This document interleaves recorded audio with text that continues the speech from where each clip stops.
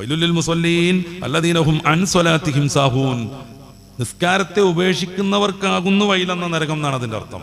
സഹാ അൻ എന്ന് പറഞ്ഞാൽ ഉപേക്ഷിച്ചു എന്നാണ് അർത്ഥം. സഹാ ഫി എന്നായിരുന്നെങ്കിൽ നിസ്കാരത്തിൽ ശ്രദ്ധ മാറുന്നവർക്ക് വൈല് എന്ന് വരുമായിരുന്നു. അതുകൊണ്ടാണ് സയ്യിദുൽ മുഫസ്സിരീൻ ഇബ്നു അബ്ബാസ് റളിയല്ലാഹു അൻഹു പറയുന്നത്, അൽഹംദുലില്ലാഹില്ലദീ ലം യഖുൽ ഫീ സ്വലാത്തിഹിം സാഹൂൻ വഖാല അൻ സ്വലാത്തിഹിം സാഹൂൻ. ഫീ സ്വലാത്തിഹിം സാഹൂൻ എന്ന് പറയാത്ത റബ്ബിനാണ് സർവ്വസ്തോത്രങ്ങളും. എന്താണ് റബ്ബ് പറഞ്ഞത്? അൻ സ്വലാത്തിഹിം സാഹൂൻ. സഹാ അൻ എന്ന് പറഞ്ഞാൽ ഉപേക്ഷിച്ചു എന്നാണ് അർത്ഥം. അപ്പൊ എപ്പോഴെങ്കിലും കഷ്ടപ്പെട്ട് നിസ്കരിക്കുമ്പോൾ ഒന്ന് ശ്രദ്ധ മാറിയാൽ വൈലെന്ന അഗാധമായ ഗർത്തത്തിൽ പോകേണ്ടി വരും എന്ന രീതിയിലുള്ള ചില പ്രഭാഷണങ്ങളൊക്കെ കേട്ടിട്ടുണ്ടാവും. ക്ഷമിക്കണം, അങ്ങനെ ഖുർആൻ പറയുന്നില്ല. ഒരൊറ്റ തഫ്സീറിലും അങ്ങനെ നമുക്ക് ലഭ്യമല്ല. അതിൻ്റെയൊക്കെ പുറമെ ആ ഈ വൈലുൽ ലിൽ മുസല്ലീൻ എന്ന് പറയുന്ന ആ സൂറത്തിലുള്ള വൈല് എന്ന് പറയുന്ന അഗാധമായ നരകത്തിന്റെ കുഴി കിട്ടുന്നത് ആർക്കാണ്? അവിടെ പറയുന്ന 3 വൈകൃതങ്ങൾ ഒരുമിച്ച് കൂട്ടുന്നവർക്കാണ്. നിസ്കാരത്തിൽ ഒന്ന് ശ്രദ്ധ മാറുന്നവർക്കല്ല. നിസ്കാരത്തിൽ ശ്രദ്ധ ഉണ്ടാവരുത് എന്നല്ലേ ഞാൻ പറയുന്നത്. നിസ്കാരത്തിൽ ശ്രദ്ധ ഉണ്ടാവരുത് എന്നല്ല. അല്ലദീന ഹും ഫീ സലാത്തിഹിം ഖാശിഊൻ. വിജയിച്ച വിശ്വാസികൾ അവരുടെ നിസ്കാരത്തിൽ നന്നായിട്ട് ശ്രദ്ധിക്കുന്നു എന്ന ഭാഗമാണ് നമ്മൾ ചർച്ച ചെയ്യുന്നത്. ശ്രദ്ധ ഉണ്ടാവരുതെന്നല്ല പറയുന്നത്. മനുഷ്യന്റെ സ്വാഭാവികവും നൈസർഗികവുമായ ദൗർബല്യം കാരണം എപ്പോഴെങ്കിലും ഒന്ന് ശ്രദ്ധ മാറിയാൽ, അല്ലെങ്കിൽ പല സമയങ്ങളിൽ ശ്രദ്ധ മാറിപ്പോയാൽ, എന്തെങ്കിലുമൊക്കെ ഒന്ന് മറന്നുപോയാൽ ദേ കിടക്കണ വൈലെന്ന അഗാധമായ ഗർത്തത്തിൽ എന്നാരും പറയരുത്. ഈ വിശ്വാസികളെ ഉപദ്രവിക്കരുത്, അതേ പറയുന്നു. കാരണം അവിടെ പറയുന്ന 3 വൈകല്യങ്ങളുണ്ട്. ഒന്ന്, അല്ലദീന ഹും അൻ സ്വലാത്തിഹിം സാഹൂൻ. നിസ്കാരത്തെ അവർ ഉപേക്ഷിക്കും. പിന്നെന്തിനാ മുസല്ലി എന്നൊക്കെ പറഞ്ഞത്? തോന്നുമ്പോൾ സൊല്ലികളായിട്ട് നിസ്കരിക്കും. എപ്പോഴെങ്കിലുമൊക്കെ നിക്കാഹിന്റെ സദസ്സിലൊക്കെ പങ്കെടുക്കുമ്പോൾ എല്ലാവരും നിസ്കരിക്കുകയാണെങ്കിൽ അവർ നിസ്കരിക്കും. അല്ലാതെ ആത്മാർത്ഥത കാട്ടി കൃത്യമായി സമയം പാലിച്ച് ഖളാവത്ത് നിസ്കരിക്കുന്ന ശൈലിയൊന്നുമില്ല. അതുകൊണ്ടാണ് മുസല്ലി എന്ന് പ്രയോഗിക്കുന്നത്. അൻ സ്വലാത്തിഹിം, നിസ്കാരത്തെ തൊട്ടവൻ അശ്രദ്ധവാനാകും എന്ന് പറഞ്ഞാൽ ഉപേക്ഷിക്കും. പിന്നെ അവൻ റിയാ കാണിക്കും. അല്ലദീന ഹും യുറാഊൻ. അവൻ പ്രകടനപരത, ലോകമാന്യം കാണിക്കും. അപ്പൊ നിസ്കരിക്കുകയാണെങ്കിൽ 30 നിസ്കാരം എന്തിനാണ്? 4 ആൾ കാണട്ടെ എന്ന് കരുതിയിട്ടാണ്. അത്തരം നിസ്കാരം അശ്ശിർക്കുൽ അസ്ഗറാണ്. ശ്രദ്ധിക്കാതെ കടന്നു വരുന്ന ബഹുദൈവാരാധനയാണ്, ഷിർക്കാണ്. നേരത്തെ ഞാൻ പറഞ്ഞു, അള്ളാഹുവിന് വേണ്ടി മാത്രമായിരിക്കണം ആരാധന. 4 ആൾ കാണട്ടെ എന്ന് കരുതി ആരാധന അർപ്പിക്കുമ്പോഴോ അള്ളാഹുവിന് മാത്രമല്ല, ഈ കാണാൻ വിചാരിച്ച ആളുകൾക്ക് കൂടെയുള്ള ആരാധനയായിട്ട് അത് മാറുന്നു. അപ്പൊ അത് ഷിർക്കാവുന്നു. ഈ അശ്ശിർക്കുൽ അസ്ഗർ എന്ന് മുത്തറസൂൽ പഠിപ്പിച്ച റിയാ, ലോകമാന്യം, പ്രകടനപരത കൂടെ അവനുണ്ടാകും. 3-ാമത്തേത് വയംനഊനൽ മാഊൻ.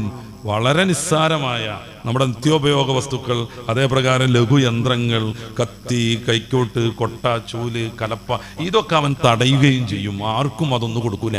അയൽവാസി ഒന്ന് പറയും, ആ കൈക്കോട്ടൊന്നും തരാമോ, 2 പങ്കാളിയുണ്ട്, വീട്ടിൽ 1 കൈക്കോട്ടേ ഉള്ളൂ. അപ്പം ചുറ്റുമൊക്കെ നടന്നിട്ട് ഇങ്ങനെ തരയണത് പോലെ അഭിനയിക്കും. കുട്ടികൾ എടുത്തിരുന്നു, എവിടെ വെച്ചു എന്നറിയില്ല, കൃത്യമായിട്ട് അറിയാം, കുറേ നുണ പറയണം അതൊന്നും കൊടുക്കാതിരിക്കാൻ. അതാണ് മാവ് എന്ന് പറഞ്ഞാൽ വീട്ടിലെ ഉപകാര വസ്തുക്കൾ, ചൂല്, കൈക്കോട്ട്, പാത്രം, കത്തി, ഈ ചെരവ, പാതാളക്കരണ്ടി, അങ്ങനൊക്കെ ഒരു സാധനം ഉണ്ട്. പണ്ട് ഈ മൂട്ടിൽ നിന്ന് മാത്രമല്ല വെള്ളം എടുക്കൽ, നേരെ മറിച്ച് ഈ കപ്പി കയറൊക്കെ വെച്ച് ചെയ്യുന്ന സമയത്ത് പലപ്പോഴും ഇതാണ് പിടുത്തം വിട്ട് അതിൻ്റെ ഉള്ളിൽ പോകും. ഒരു മഹലിൽ ഒരു വീട്ടിലുണ്ടായാൽ മതി, ഒരു കല്ലൊക്കെ കെട്ടിയിട്ട് കമ്പിയൊക്കെ കൊളത്തി വെച്ചിട്ടുള്ള കൃത്രിമമായി ഉണ്ടാക്കുന്നതോ അല്ലെങ്കിൽ വാങ്ങാൻ കിട്ടുന്ന സാധനം, അതിട്ട് ഇങ്ങനെ ഈ കിണറിൽ ഇങ്ങനെ ഇളക്കിയിട്ട് പൊക്കുമ്പോൾ ആ കയറും ബക്കറ്റും ഒക്കെ കിട്ടും. ഈ സാധനത്തിന് വരികയാണ്. ഇത് ചിലപ്പോൾ ഒരു 2-3 വർഷത്തിൻ്റെ ഇടയ്ക്ക് ആ മേടിച്ചു വെച്ച വീട്ടിൽ ഉപകരിക്കാനല്ല, കാരണം ഇത് വീണുകൊണ്ടായി. അതാ പറഞ്ഞ, ഒരു മഹലിൽ ഒരു സ്ഥലത്തും മതി അത്. അതൊന്ന് തരുമോ, ഞങ്ങളെ കപ്പി, ഞങ്ങളുടെ ബക്കറ്റ്, ഞങ്ങളുടെ കയറ് കിണറിൽ വീണിക്കണമെന്ന് പറയുമ്പോൾ അതിപ്പോൾ എന്നെടുത്ത് എവിടെ ഇപ്പോൾ അത് വെച്ചു എന്നറിയില്ല എന്ന് പറഞ്ഞ് നടക്കും. അയൽവാസികളോടുള്ള ബന്ധത്തിന് അത് വിരുദ്ധമാണ്. ഒന്ന്, നമ്മൾ സഹായിച്ചുകൊണ്ടേയിരിക്കണം എന്ന് പറയുന്ന കൽപ്പനയ്ക്ക് വിരുദ്ധമാണ്. റിയാ എന്ന് പറഞ്ഞിട്ടുണ്ടെങ്കിൽ അത് വളരെ വൃത്തികെട്ടൊരു സാധനമാണ്.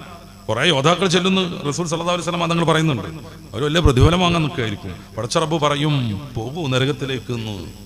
അവർ ഒച്ചാനിച്ച് നിൽക്കും, സ്വാഭാവികം. ആ സമയത്ത് റബ്ബിന്റെ വിശദീകരണം എന്തായിരിക്കും? ഖതൽത ഫീ സബീലില്ലാഹി ലിയുഖാല ഇന്നക മുഖാതിൽ. നീ നല്ല യുദ്ധം ചെയ്തിരുന്നു, എന്തിനാ?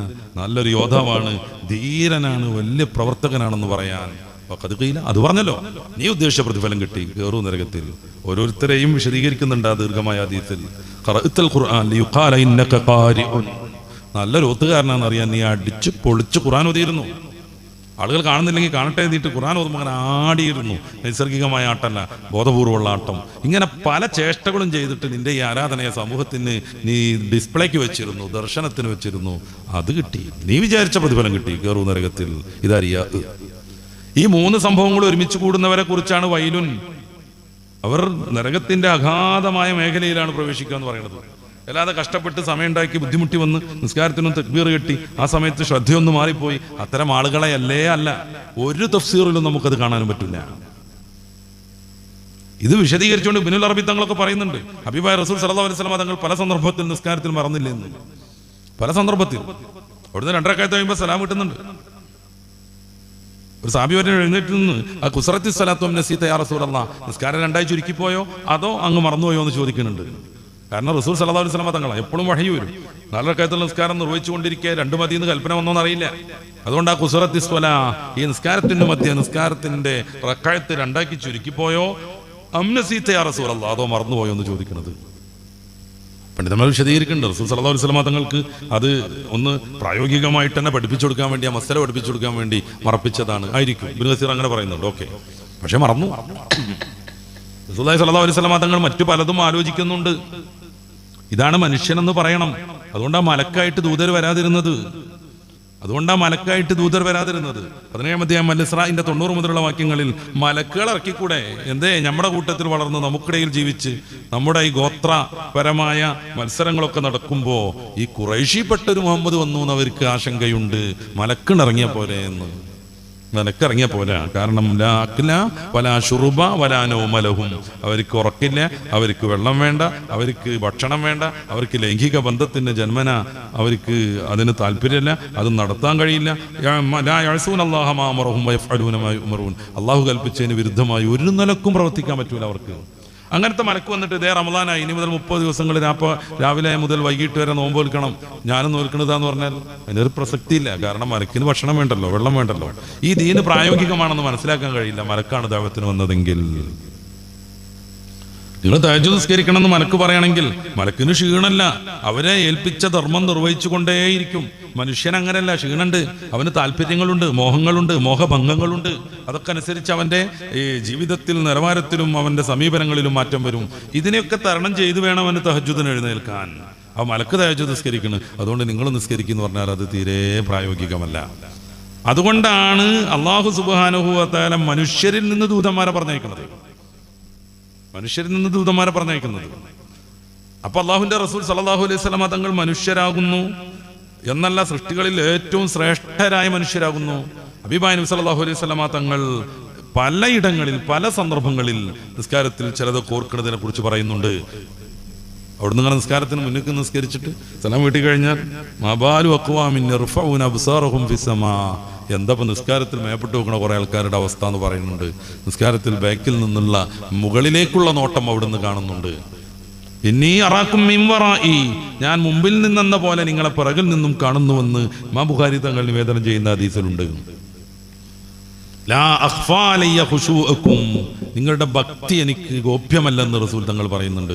അതായത് ഓരോരുത്തരുടെ ഭക്തി, അവരുടെ വിനയം, അവർക്ക് നിസ്കാരത്തിൽ എത്രയൊക്കെ ഖുശൂ ഉണ്ട്, ഇതൊക്കെ റസൂലുള്ളാഹി സ്വല്ലല്ലാഹു അലൈഹി വസല്ലം തങ്ങൾക്ക് വിലയിരുത്താൻ പറ്റുന്നുണ്ട്. എപ്പോഴെങ്കിലും ഒന്ന് ശ്രദ്ധ മാറുമ്പോഴേക്ക് നരകത്തിലേക്ക് പോകുന്നു പറഞ്ഞിട്ട് വിശ്വാസികളെ പ്രയാസപ്പെടുത്താതിരിക്കാൻ നമ്മൾ ശ്രദ്ധിക്കാം. എന്നാൽ ഖുശൂ വേണ്ടേ? വളരെ കൂടുതലായി വേണം താനും. അതാണ് നിസ്കാരത്തിന്റെ ആത്മാവ്.